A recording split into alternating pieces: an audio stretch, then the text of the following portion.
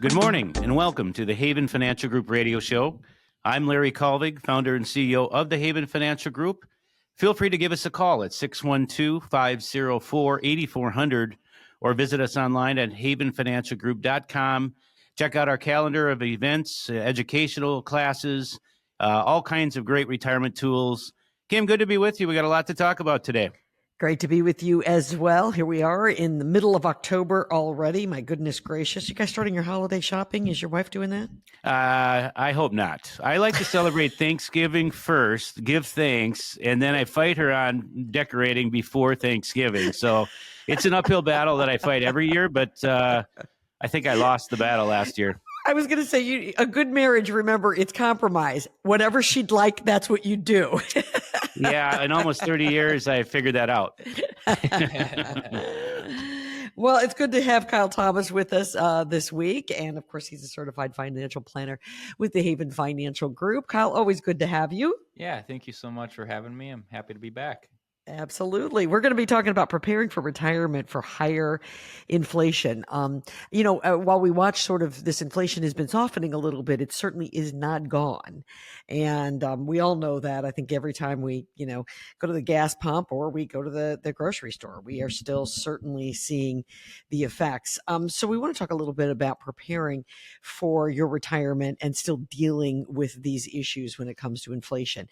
We'll talk about the 2025 August inflation numbers and what they mean to you as a retiree or someone who's thinking about retirement. Higher inflation and Social Security, believe it or not, they certainly have something to do with one another, and we'll have a chat about that. Higher inflation and retirement portfolio construction. That's sort of what this whole show is about. It's about how to put together this portfolio that protects you from higher inflation. And then finally, mistakes to avoid in an inflationary period. And certainly there are a number of those out there, but they can be avoided if you've got a partner like the folks at Haven Financial Group. If you hear anything this morning that really sort of rings true for you, give the folks at Haven Financial Group a call, 612-504-8400. Inflation. Larry. Yes. I guess, one of the tough things is that, inflation is happening now. It's going to happen again. We're going to always see this.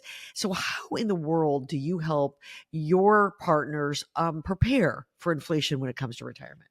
Well, there's no doubt inflation's cooled from its peak, but it remains a key swing factor for household budgets, especially retirees that are on a most fixed income, if you will. So it really does matter. Incidentally, the new cost of living adjustment, which we'll talk about in Social Security, will be coming out this month.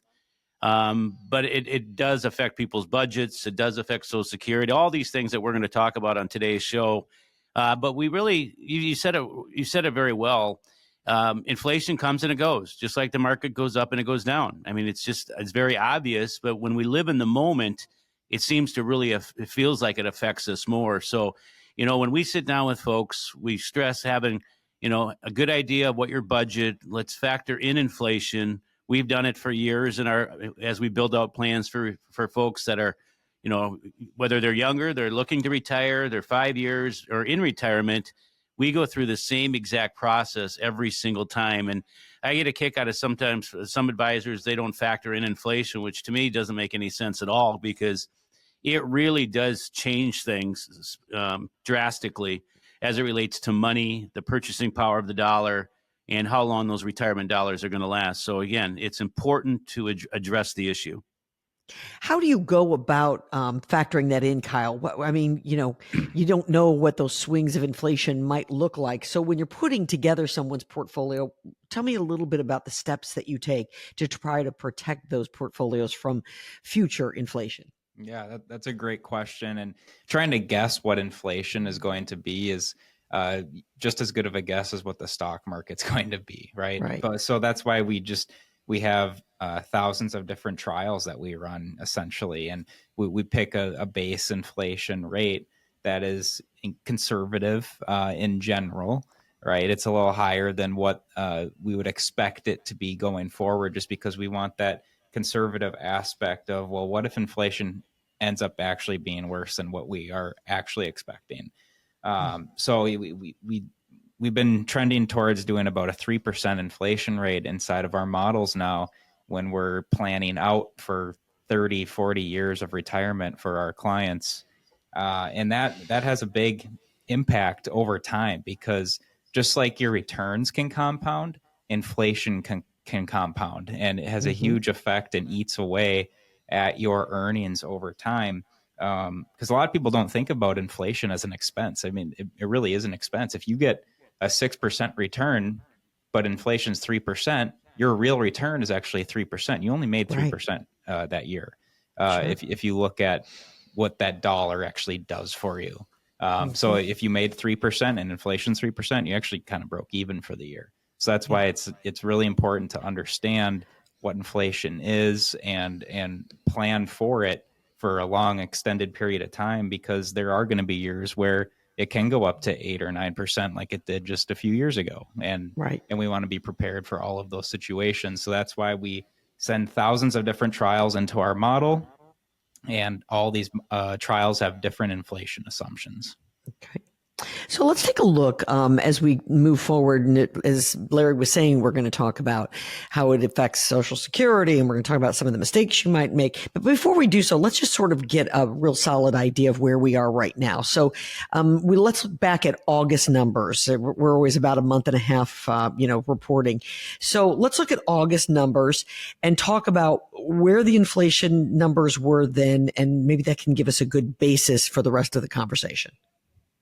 Yeah, so it's weird because these numbers always feel kind of delayed, but it's always delayed 1 month. So we're looking at August numbers right now, and the headline inflation is still above what the Fed is targeting at 2%.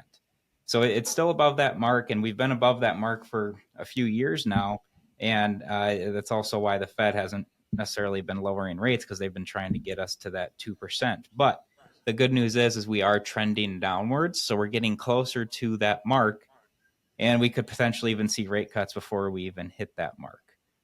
So that's the good news, because we all want those rates to come down, because it creates more money in our pockets and creates more money for the economy as well.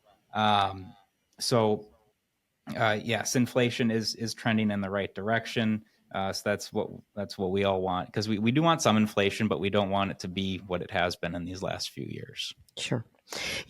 When you look back on 2025, I really believe that, if you were to choose a word to describe the economy, it may not necessarily be inflation. It's going to be uncertainty. I think there's been just so much uncertainty out there. Part of that related to tariffs. How might that affect inflation? Well, the tariffs have a huge impact on potential inflation, because and I'm actually going to take a step back too and just talk about tariffs for a second, because tariffs aren't actually a tax on a country. It's a tax on the company importing those goods into this country. So those companies could then increase their prices to pay for whatever tariffs they're paying. So that right there could be a cause for inflation. Hopefully that doesn't happen. I don't think these tariffs are designed to be long term. And I know there's a whole thing going on with China that just kind of rose up. But the tariffs can provide inflationary pressures for the U.S. consumer. We'll see what that actually does. But tariffs itself is a thing, but also the getting all these goods into the U.S. and not having legs within supply and shipping and all of that stuff. That's something else that we just want to be on the lookout for too, because along with those tariffs came a lot of delays and things, and that caused prices to go up itself as well. Yeah. Let's talk a little bit. You mentioned it, but lower interest rates. Obviously, we've had a cut since these August numbers came out. We anticipate we could maybe have a quarter cut again. And for that matter, maybe 2 more cuts before the year is out. What kind of impact might that have on retirees as it relates to inflation? Well, in short answer, it allows for people to have more money in their pockets if they're going out to buy stuff or finance things. they're not paying as high of an interest rate. So it makes people want to spend more money in the economy, which is good for the economy, and it's good for businesses. It's good for everyone because the borrowing rate to purchase these things is a lot lower. And a lot of companies themselves are on floating rate debt schedules. So when their interest rates are lower, their balance sheets look better, which is better for the consumer as well. So sure. Go ahead. Well, I just want to ask you real quickly here. How does it affect a retiree's investments? Yeah, so the investments themselves, we could have some lower interest rates on the bond side of the portfolio. So that's one thing to keep in mind, because the return on that part of your portfolio could also be lower. A positive to that is that stocks tend to do well when interest rates get lowered. So we could have a counteracting there with bonds yielding going lower, but stock appreciation potentially going higher as well. And it's not guaranteed by any means, because we all know the stock market can do anything any single day. But they're just, with the bonds potentially having a lower yield, we do have the potential for stocks to outperform as well.